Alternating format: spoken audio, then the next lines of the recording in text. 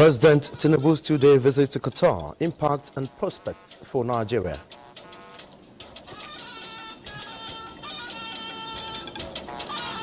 The national MSME clinics, they are designed to bring the government in close proximity to the people. Boosting micro, small and medium enterprises, Vice President Shettima inaugurates modern Adire facility in Abeokuta. Protection of the marine environment, maritime labor and for related matters 2024. Second reading taken. Senate advances debate on legislation to enhance Nigeria's marine environment. Hello and welcome to the Network News. I am Olajide Bello. Joining me from Lagos is Hingino John Adams, and Musa Abakar is on standby for the business news segment. Also joining us on the news tonight is the special advisor to the President on Media and Publicity during Lale to review President Tinubu's just concluded state visit to Qatar.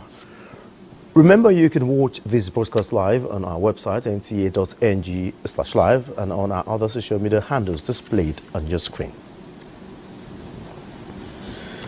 Only a few days ago, President Tinubu was in Qatar at the instance of the Emir of the State of Qatar, Sheikh Tamim bin Hamad Al Thani. The visit was to strengthen bilateral relations between the two countries in the areas of security, economy and cultural exchange. The two-day visit also witnessed the signing of agreements which focused on boosting Nigeria's real sector and creative value addition investment. Though hectic, the President also took time to participate in a business investment forum for the mutual benefit of the two countries. He returned to the country on Monday, but not without a visit to the historic Qatar National Museum. And joining me live in the studio to put to perspective President Tinubu's two-day visit to Qatar is the special advisor to the President on Media and Publicity, Ajuri Ngelale. Welcome to the Network News. Good evening to you, my brother, and good evening to all Nigerians and those watching at home and abroad. All right, let's start with, the President's historic visit to Qatar and the reception by the Qatari Emir. Well, what does it mean for Nigeria as a nation? I think there is a very clear recognition on the part of the Emir of the State of Qatar and his team that the Federal Republic of Nigeria is an indispensable ally, not just on its own merits, but also within the context of its role in regional affairs. Obviously, as Africa's largest economy, Africa's largest democracy, and with a head of state in the person of His Excellency, the President and Commander-in-Chief of the Armed Forces, President Bola Ahmed Tinubu, who doubles as the chairman of the ECOWAS Authority of Heads of State and Government, that there is a need to deepen collaboration across sectors with the Federal Republic of Nigeria. And of course, we are fortunate at this time in our history to have a man as president who is a business person, who comes from the private sector, and who speaks the language of business. And I can say, as someone who was in the room, that His Excellency, Mr. President, made it very clear to the Emir of Qatar that the youths of Nigeria are ready. They are equipped and able to power not just Nigerian industry, but Qatari industry, and that any foreign direct investment coming from the State of Qatar into the Federal Republic of Nigeria will be an investment that can reap rewards unseen anywhere else in the world, in large part due to the level of skill and education and the innate, penchant for industry that we see not just from Nigerian young people, but from Nigerians generally. And this was really the nature of the conversation. All right, talking about investments, 7 agreements were successfully concluded. How do you think these agreements will improve the relationship between the two countries? Well, I think there are two major parts to this, right? On the one hand, you had the bilateral engagement that was followed by His Excellency Mr. President's closed-door meeting with the Amir of Qatar. Then, of course, you had the Business and Investment Forum at which Mr. President was present and, of course, opened the session.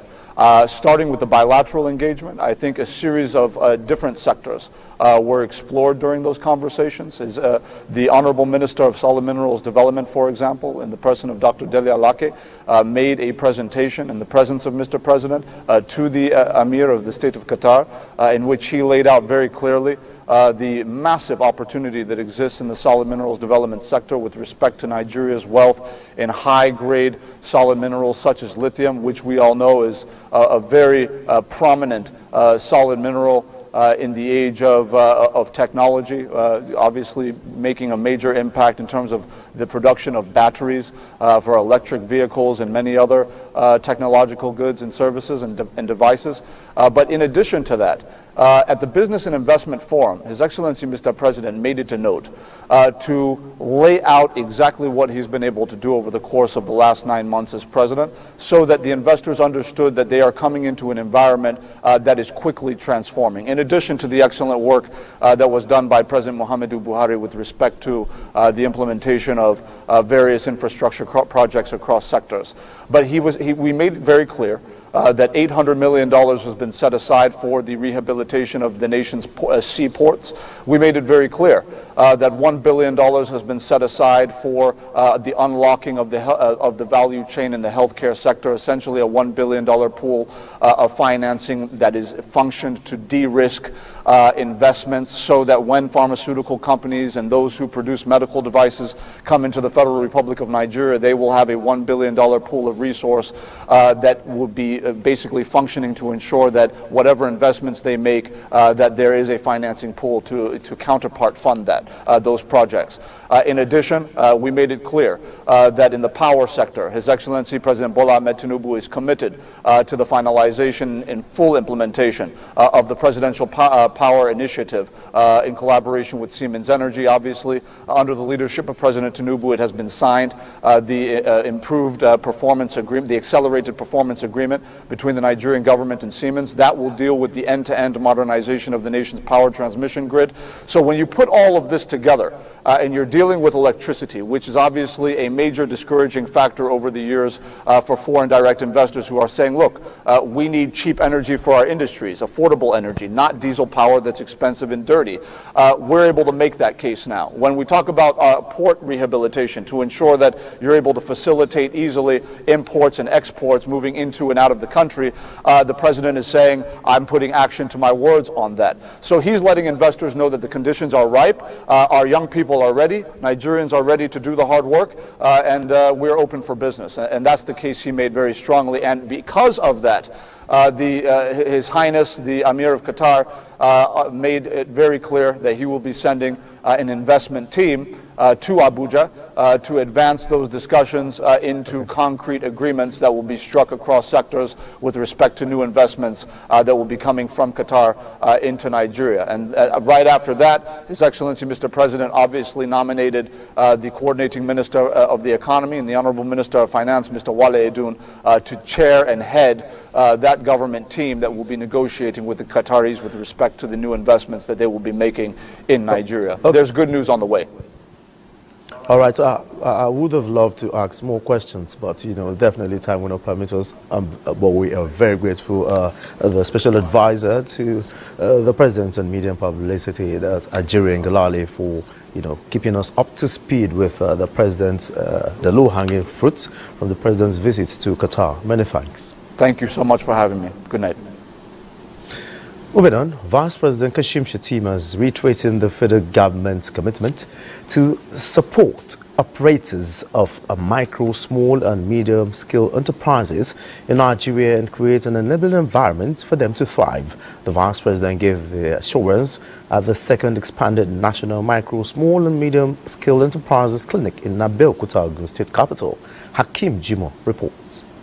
Holders, including captains of industry and operators of micro, small and medium-scale enterprises from across Nigeria, converged on Abeokuta, Ogun State to be part of the epoch-making second expanded National Micro, Small and Medium-Scale Enterprises Clinic.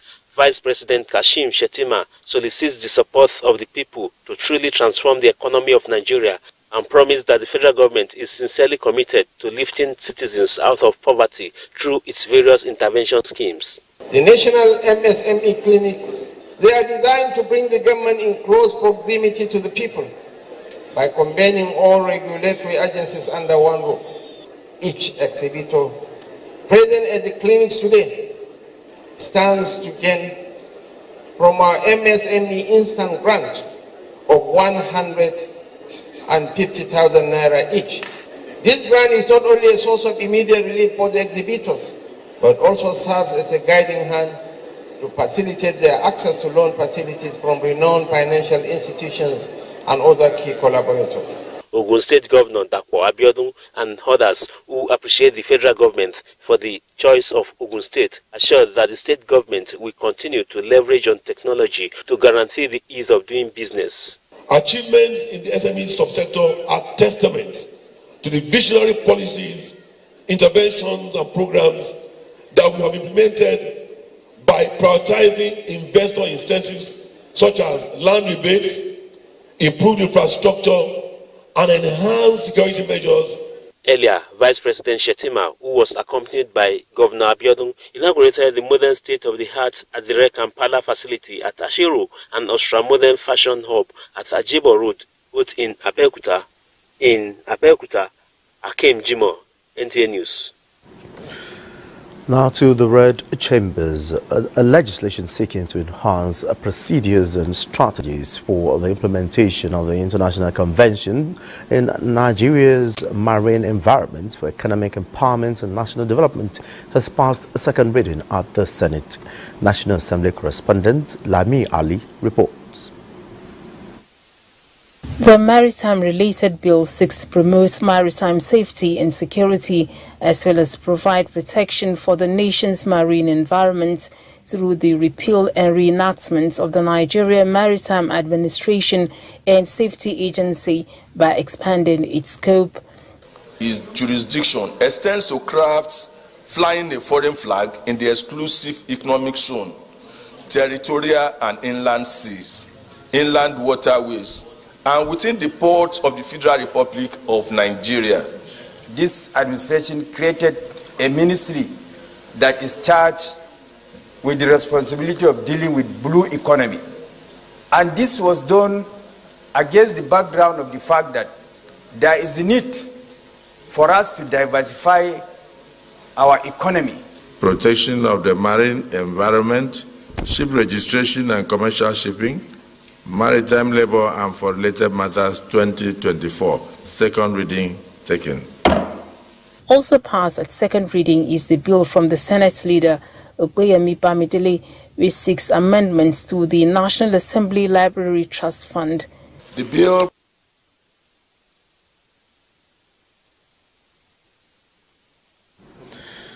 We do apologize for the abrupt ending of the report. Now to the Green Chambers. 1 million tons of rice will be produced within the next 3 months following dry season interventions to farmers under the National Agricultural Growth Scheme. Minister of Agriculture and Food Security, Abubakar Kyari, says this is part of short-term measures to guarantee national food security. He was speaking at the House of Representatives sectoral debate with stakeholders in the agricultural sector. National Assembly correspondent Mitairi Ikpen reports.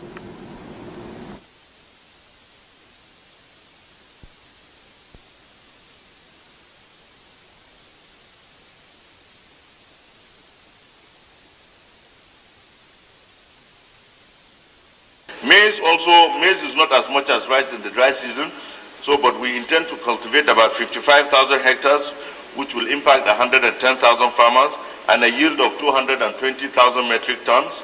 Cassava also is 35,000 hectares with 70,000 farmers and a yield of 525,000 tons.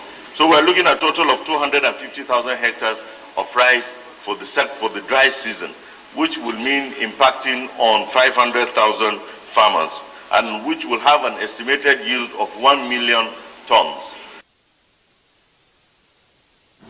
We go on a break now. The news continues. Thanks for being there. President Bola Tinubu has reaffirmed that since the removal of subsidy on petrol, more funds have been made available to directly impact the lives of Nigerians through the 3 tiers of government. This was when he received an award from the leadership group as the Person of the Year 2023. Saliu Gwanara reports. This event gave an account of stewardship by way of recognizing individuals and corporate organizations, both in the public and private sectors, for their impact on Nigeria's journey to progress and development. The country's helmsman, President Bola Tinubu, is one of such whose Renewed Hope initiative, particularly on investments in critical infrastructure and social security, caught the attention of the leadership group. Represented by the Minister of Information and National Orientation, Mohammed Idris, the President assured better days ahead with the commitment of $30 billion in foreign direct investment into the real sectors of the economy, including manufacturing, telecoms, healthcare, and oil and gas. I have approved the disbursement of 200 billion naira through 3 new special intervention funds established to support Nigerian businesses. The first is a 50 billion naira presidential conditional grant scheme that will provide business grants and loans to traders, vendors, transporters, workers, those in the ICT businesses, creatives, and artisans. Former Deputy Governor of CBN, Professor Kingsley Moghalu, restated that strategic thinking and a clearly defined philosophy are key fundamentals to economic rebirth in Nigeria.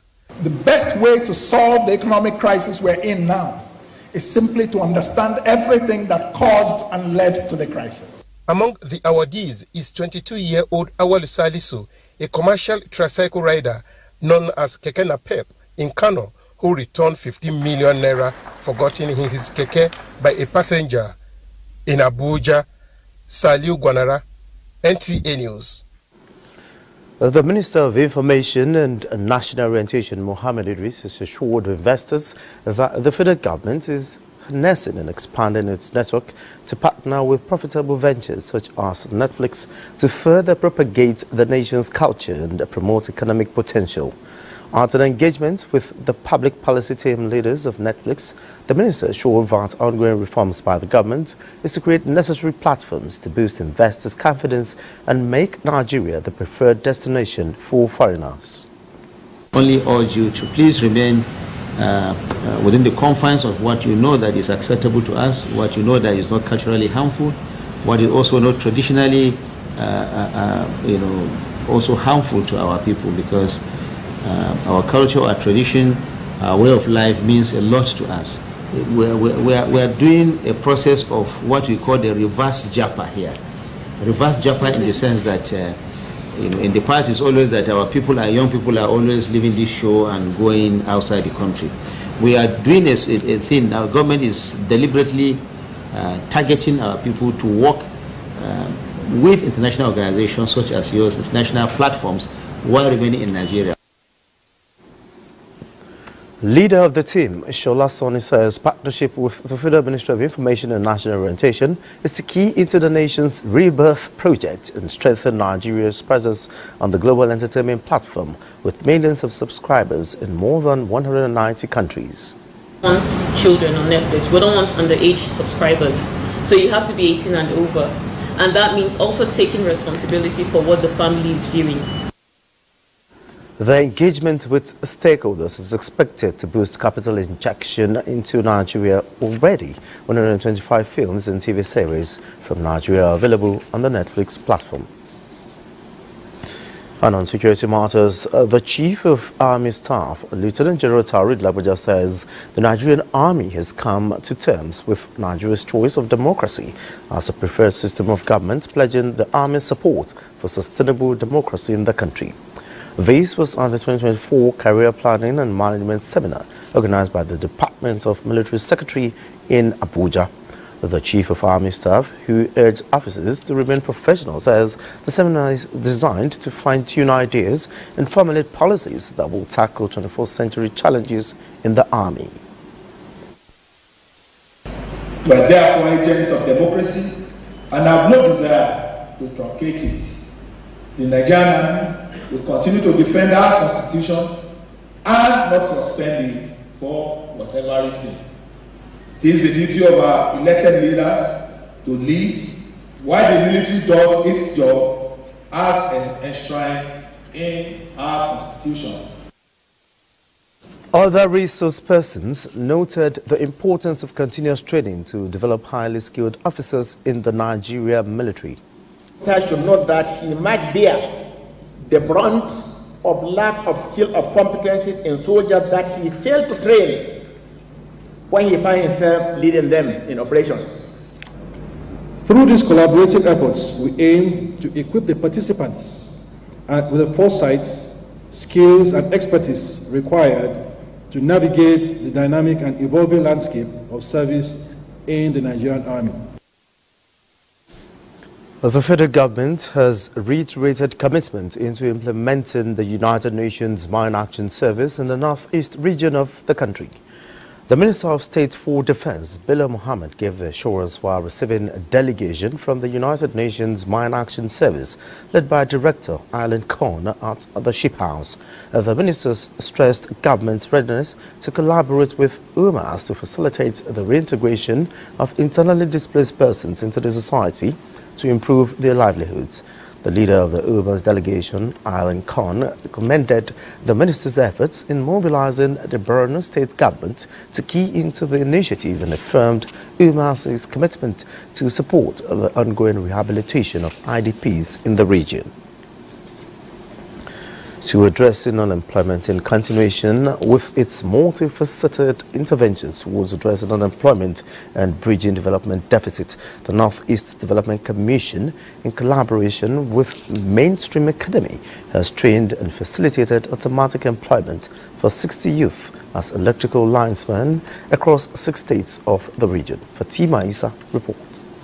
The graduation ceremony, marking the completion of months of training and learning, was a testament to the resilience and determination of those young individuals who qualified as technicians, certified capable for electrical installation and connections, among other tasks. Certificates, employment letters, and financial support were part of the graduation packages. We are here to not only serve Borno State, because we are here to serve the nation. The nation is developing, and I don't see any challenges for a lady to go for the engineering aspect of study. Managing Director of the Northeast Development Commission, Muhammad Goni, reiterated conviction of the Commission in human capital development towards fostering personal growth, social impact, and innovation. As this now, we're also going to monitor your progress, and if there any opportunity that comes that needs our attention to intervene in your own case, we should also do so. Executive Director of Administration and Finance of the NEDC, Abubakar Garba Ilya, emphasized the importance of skills acquisition for personal development in today's ever-changing world. In furtherance of the Commission's commitment to supporting local communities, the Commission presented vehicles to assist Arabic Village in Gala, Borno State, and a Hilux van to the NEDC Governors Forum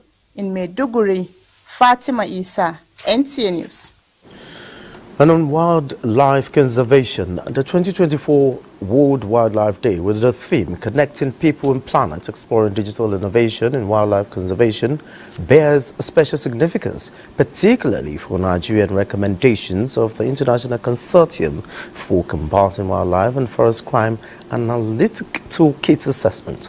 Charles Alpha reports that the theme reveals a greater need to reinstill love for nature and enforcement of laws on wildlife crimes as the Ministry of Environment and partners commemorate the day in Abuja.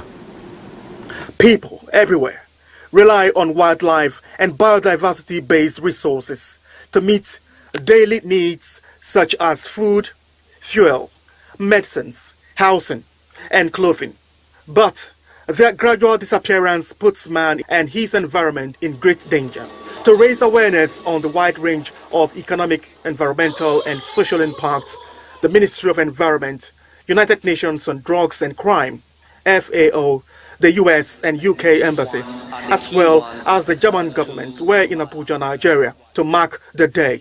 Their convergence is equally to underscore the pivotal role technology can play in enhancing conservation efforts that will forge deeper connection between humanity and nature.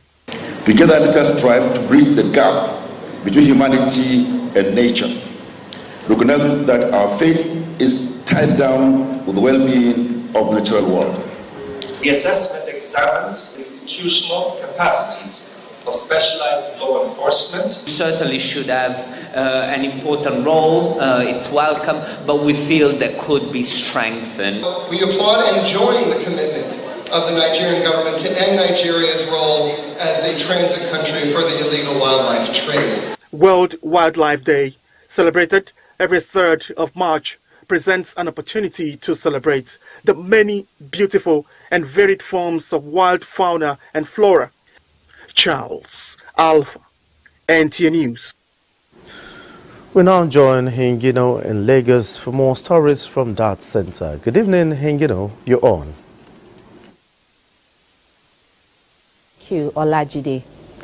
Thousands of women entrepreneurs will be empowered to become more self-reliant thanks to Africa's largest digital communication network provider, Mobile Telephone Network, MTN Nigeria. The Yellowpreneur Initiative Phase 2 was unveiled in Lagos.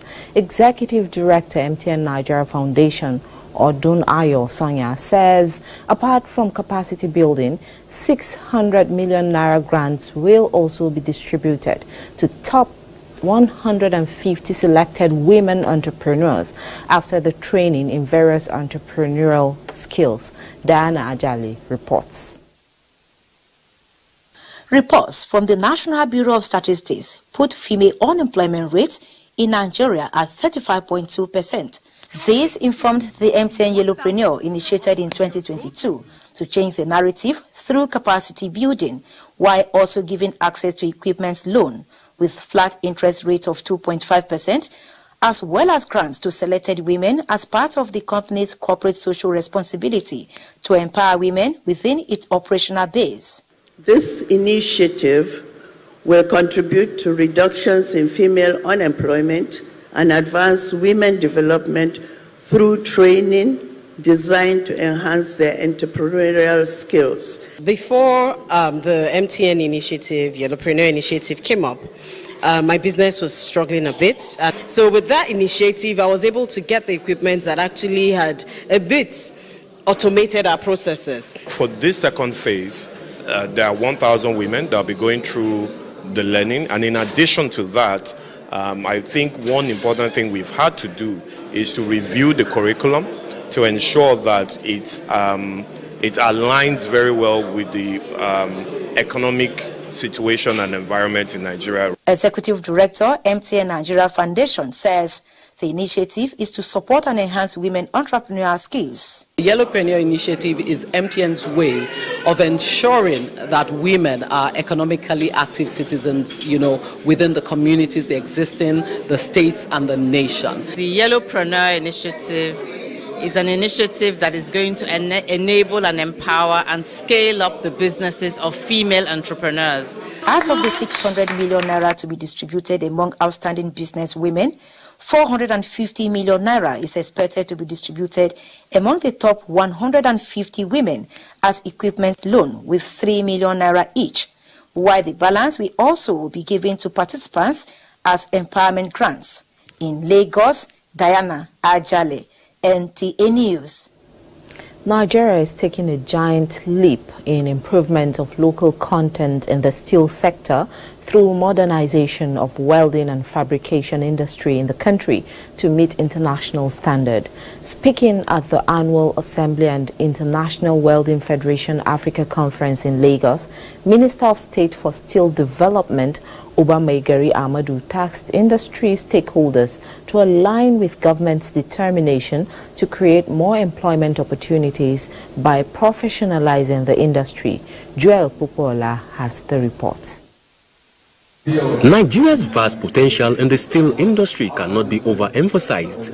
Matching the available opportunities in the sector with required expertise is what the current administration is working towards actualizing. This will help in tapping the full potential of the industry, especially in welding and fabrication. Minister of State for Steel Development, Uba Maigari Amadou, says The National Welding Policy, an initiative launched in December 2023, will unlock opportunities in welding and fabrication by leveraging on natural resources and human capacity to drive economic growth.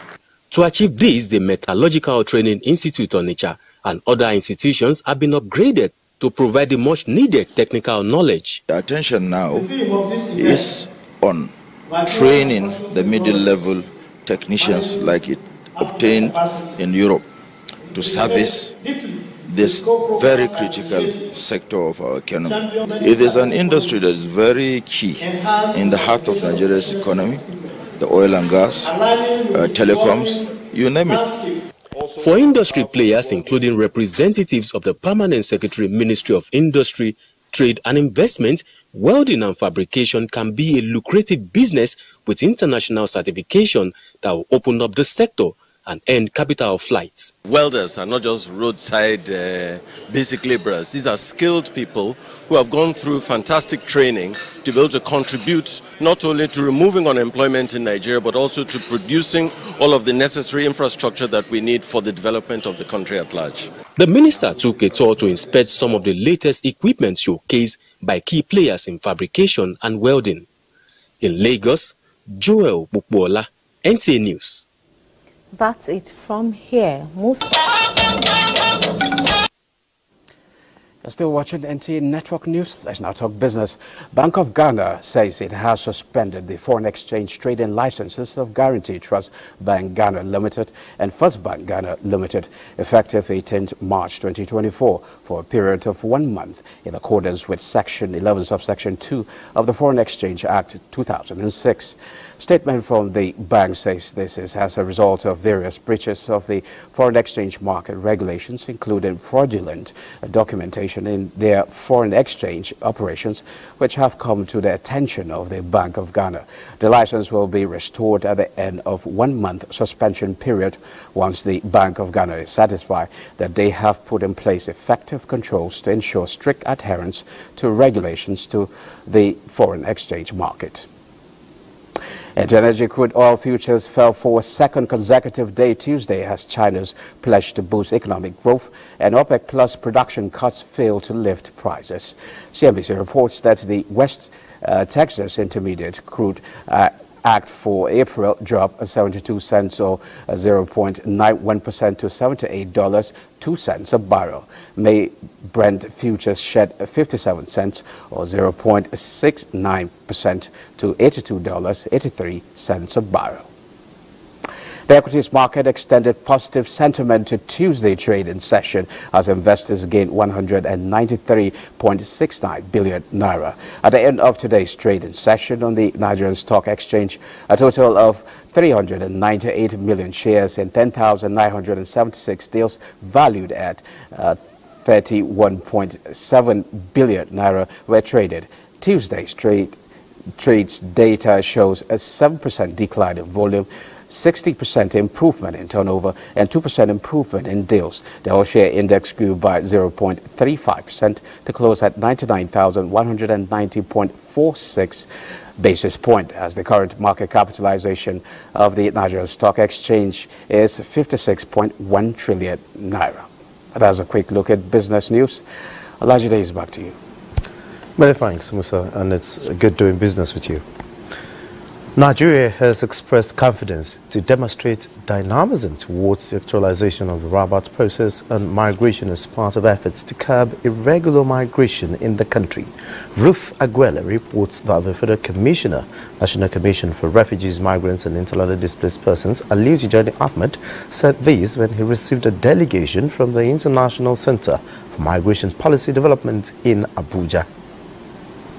Nigeria has continued to engage the international community on migration dialogue to pave ways for balanced and comprehensive approaches to address gaps in migration challenges in the country. A good opportunity for Nigeria to really shape the agenda of this visit by the delegation of the International Center for Migration Policy Development to Nigeria is to strengthen partnership with the Commission and explore diverse means of curbing the growing trend of irregular migration among young Nigerians. For the Commission, the partnership is timely as Nigeria gets set to chair the Rabat process with focus on young people who regularly seek for greener pastures outside the country. By next year, 2025, when Nigeria became the president of the Rabat process, this will be one of the major issues that is going to be tabled before the process. We also want to see that our youth have the access through legal means to go out, acquire more knowledge and disseminate the knowledge back to this country. One of the priorities for us, for ICMPD, will be also to support the efforts of the National Commission and the Nigerian government in developing legal pathways, promoting legal pathways for migration, especially for the Nigerian youth, working together on skills development, skills accreditation. The Commission is hoping that support from the international community will sustain efforts for reintegration of migrants towards national development. In Abuja, Ruth Aguele, NTA News.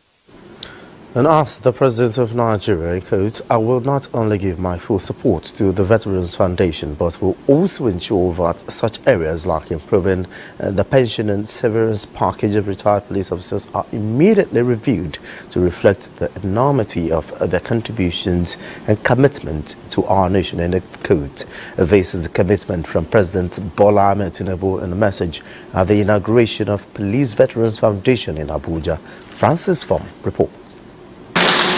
It is the inauguration of Veterans Foundation.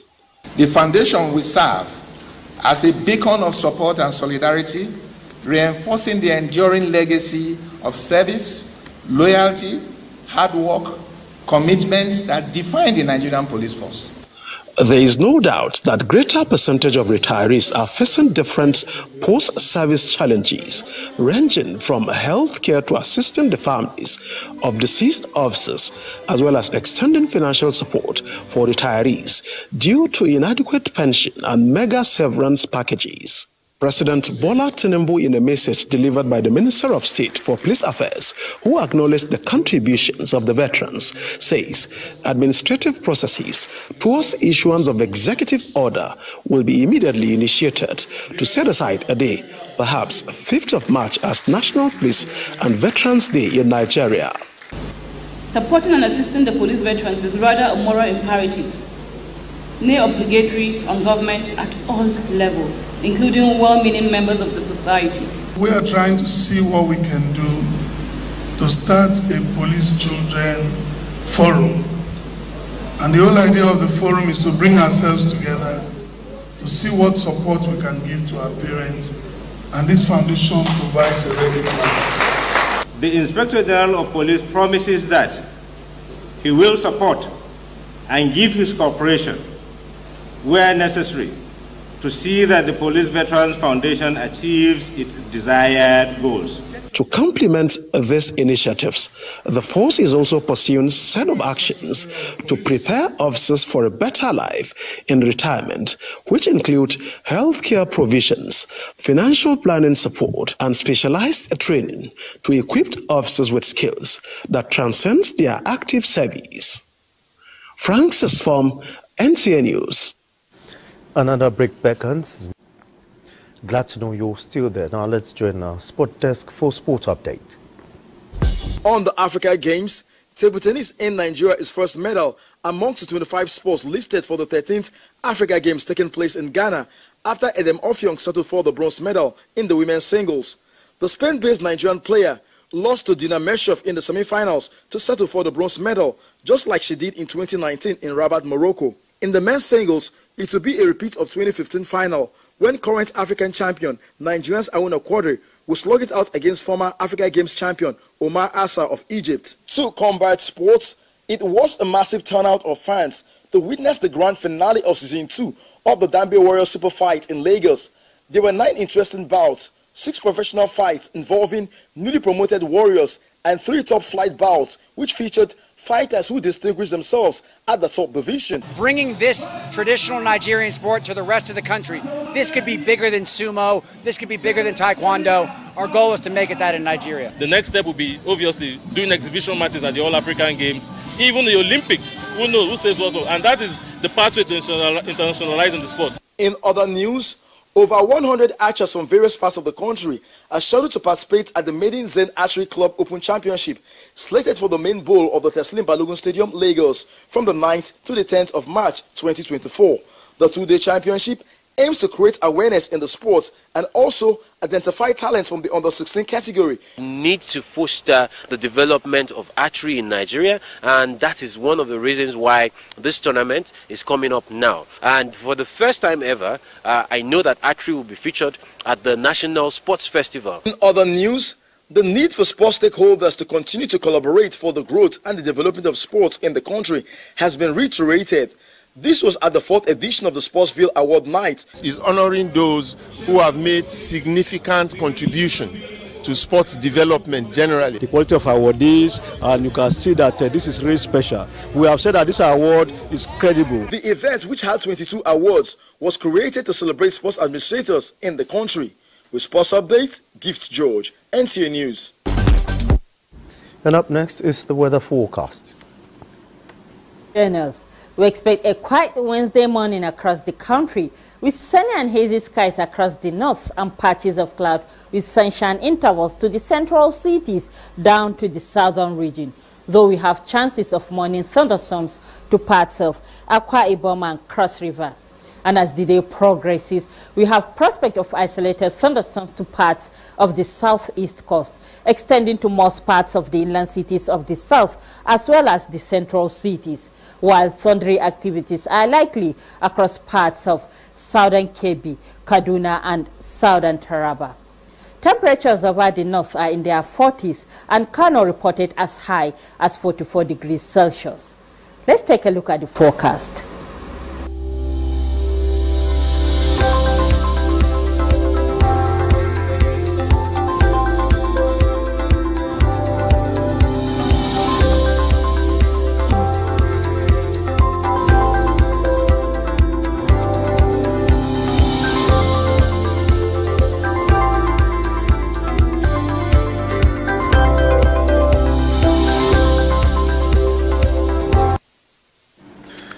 And that's it on the network news. Many thanks for being a part of it. I am Olajide Bello.